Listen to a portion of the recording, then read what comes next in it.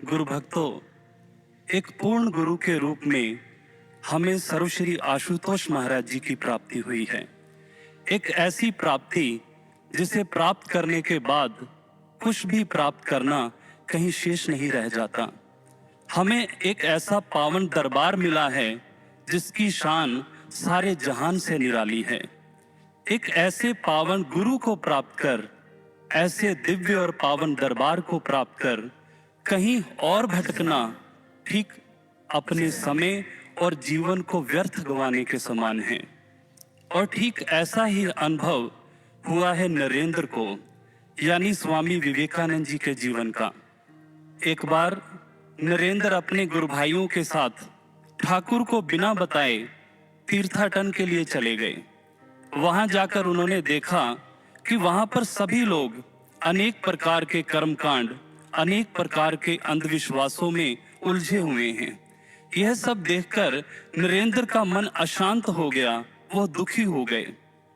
दुखी मन से अपने गुरु भाइयों के साथ जब वो ठाकुर के पास पहुंचे तो ठाकुर मुख से तो कुछ नहीं बोले, लेकिन उन्होंने अपने एक हाथ की अंगुली और अंगूठे को शून्य बनाकर और दूसरे हाथ के अंगूठे से नरेंद्र को ठेंगा दिखाने लग गए, मानो वो अपने इशारे से समझा रहे हों कि गुरु दरबार को छोड़कर कहीं भी आध्यात्मिकता नहीं है, कहीं भी सच्चाई नहीं है, कहीं भी सत्य नहीं है। और इसके बाद ठाकुर अपने चरणों की ओर देखने लगे, मानो इशारा कर रहे हों कि अगर कुछ है तो यही है, गुरु के चरणों में है। इसी बात को सहजोबाई जी अपनी वाणी में बड़ा सुंदर कहते हैं, 68 तीर्थ गुरु चरण पदवी होत अखंड, सहजो ऐसा धाम नहीं सकल खंड ब्रह्मांड। आइए कुछ समय हम भी जरा विचार करके सोचें कि कहीं ऐसा तो नहीं कि हमारा मन भी इस गुरु दरबार को छोड़कर कहीं और भटक रहा हो, कहीं हमारा मन भी कहीं और जाने की इच्छा करता हो। अगर कुछ ऐसा है तो हम सतर्क हो जाएं। ये निशानी एक साधक के लिए कोई अच्छी निशानी नहीं है, क्योंकि एक शिष्य के लिए तो सारा संसार ही उसका गुरु दरबार हुआ करता है, उसके गुरु हुआ करते हैं। एक बार एक गुरु भाई श्री गुरु महाराज जी के पास पहुंचे और अपनी जिज्ञासा रखते हुए बोले कि महाराज श्री, बैकुंठ किसे कहते हैं? महाराज जी अपनी ओजस्वी वाणी से बोले, बैकुंठ माने यहाँ कोई कुंठा ना हो।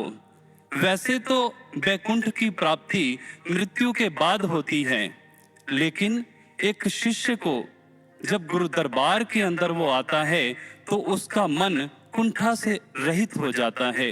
गुरु दरबार के अंदर आकर ही, गुरु के पास आकर ही वो कुंठा से रहित जो स्थिति है उसका अनुभव कर पाता है। इसीलिए एक शिष्य के लिए गुरु दरबार ही, गुरु का लोक ही उसका बैकुंठ हुआ करता है। सज्जनों, कई बार कुछ साधक कहीं अन्य स्थानों पर जाते तो हैं, उनके मन में भटकाव तो है, लेकिन वो बड़े सचेत रहते हैं, बड़ा ध्यान रखते हैं कि कहीं इस बात का पता गुरु आश्रम में ना लग जाए, कहीं इस बात का पता किसी गुरु भाई को ना लग जाए। लेकिन सज्जनों, वो भूल जाते हैं अंतर्यामी आशुतोष से कहाँ छिपा कोई राज। वो भूल जाते हैं कि हम किसी व्यक्ति विशेष से तो छिपा सकते हैं, लेकिन गुरु से कैसे छिपा पाएंगे।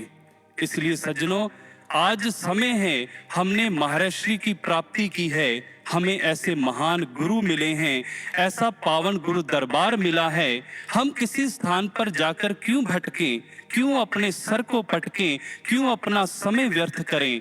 अब तो हर क्षण हर पल अपने गुरु की महिमा को गुनगुनाएं, इस बात पर गर्व करें कि हमें सर्वश्री आशुतोष महाराज जी जैसे गुरु प्राप्त हुए हैं। तो आइए ऐसे ही एक गुरु और गुरु दरबार की महिमा को वर्णन करता हुआ एक बहुत ही सुंदर भजन